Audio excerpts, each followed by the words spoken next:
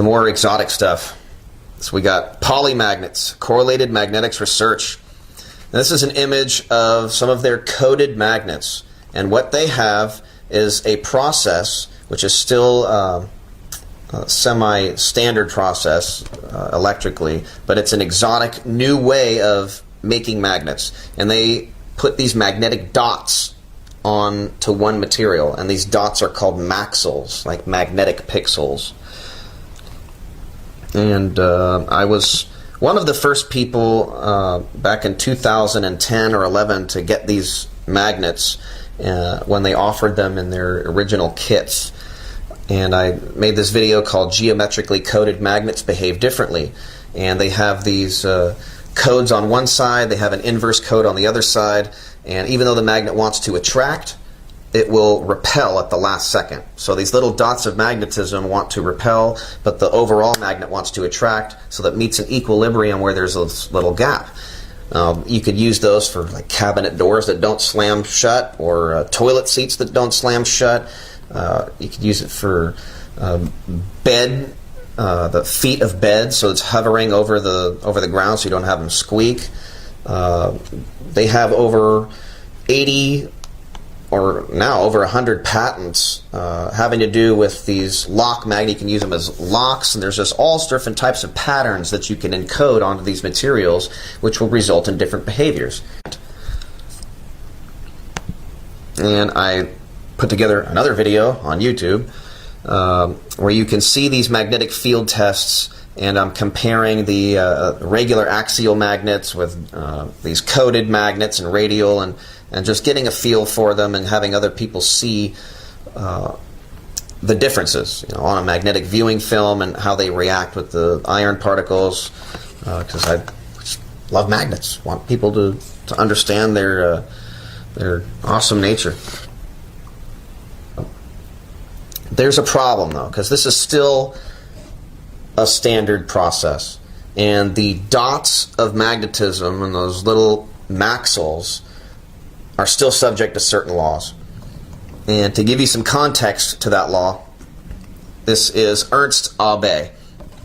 And an Abbe limit has to do with lasers, like when you're point a laser beam at a wall, or you're trying to make a CD or a DVD, burning it with a laser. The diameter of the laser can only be so small. You can't go smaller than the wavelength of the light of the laser that you're using itself. So there are tricks to get around that, and there was a article by Gizmodo which shows that you can fit almost a petabyte, that's like 1,000 terabytes of information on one disk. But you can't do that with a normal laser, because the laser's dot is only so big. If you want a smaller dot, they had to have a trick where they're using 2 laser beams to focus, and then that focal point will make a smaller dot. Similar concept as what CMR is doing with their magnets. You could only wrap a coil so small. If they want to make a certain size and intensity maxil, then they have to have a certain metal core. They have to wrap that coil and hit it with a certain current. Now, in order to make that, you have to have a certain strength of current go through the wire, but the wire itself better handle the strength of the current. So you can only wrap a coil so small if you want to make that maxil.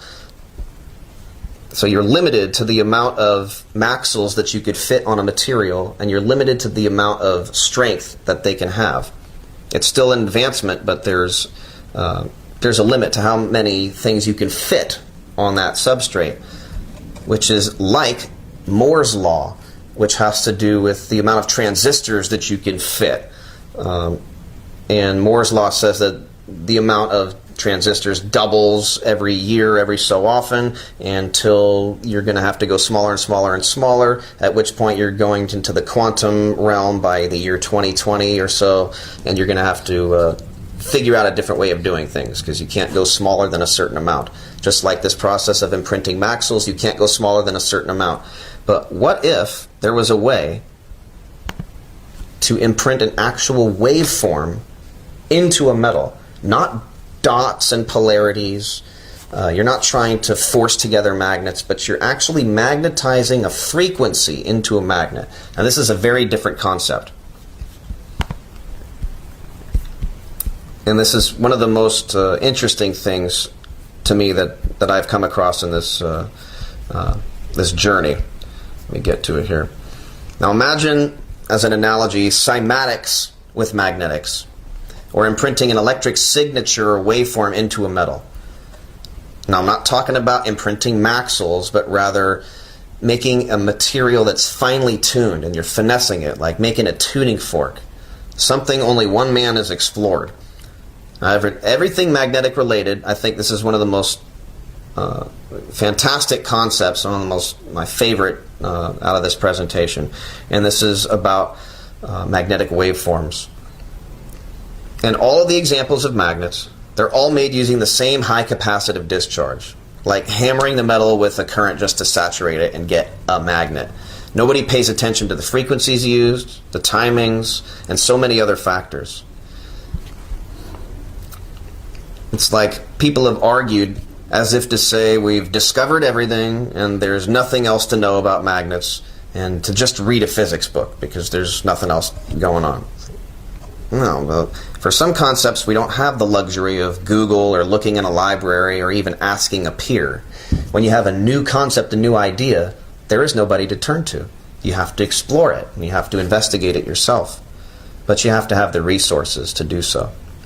But when it comes to magnetic waveforms, the only place to turn is through R&D and experimentation. And in San Diego, California, we are doing just that. We're leading the uncharted science of studying these magnetic waveforms, a completely revolutionary approach to magnetization.